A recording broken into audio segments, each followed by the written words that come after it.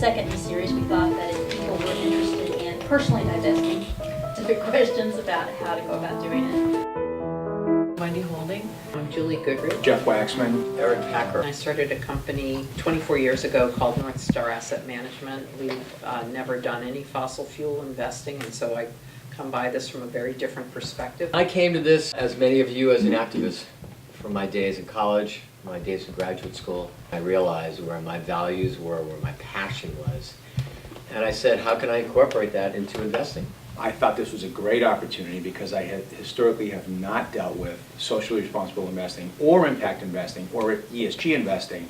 I think divestment is a really important and interesting conversation, but for me, it's sort of a gateway because I think I like that the publicity it's getting and the fact that it's making people think about the connection between the money they own as well as the money they're giving away. It's one part of a larger part, which is really what's your money doing and how's it impacting the world. Because I'm sitting next to the queen of shareholder advocacy over here. She and I were both trained by the same person, essentially, Yeah. Amy Dominy.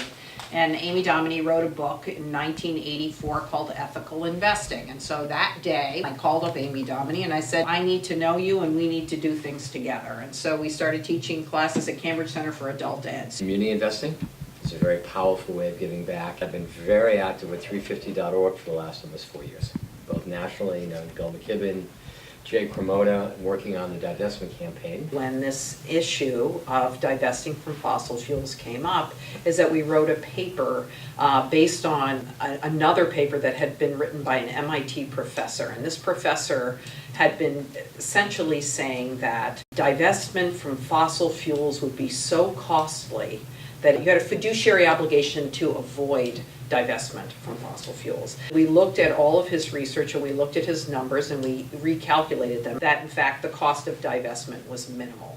And this is even with fossil fuels being a fairly large percentage of the Standard & Poor's 500 over a period of time. We went back 20 years, that the actual cost of divestment was about somewhere between 1/4% or to 0.5%.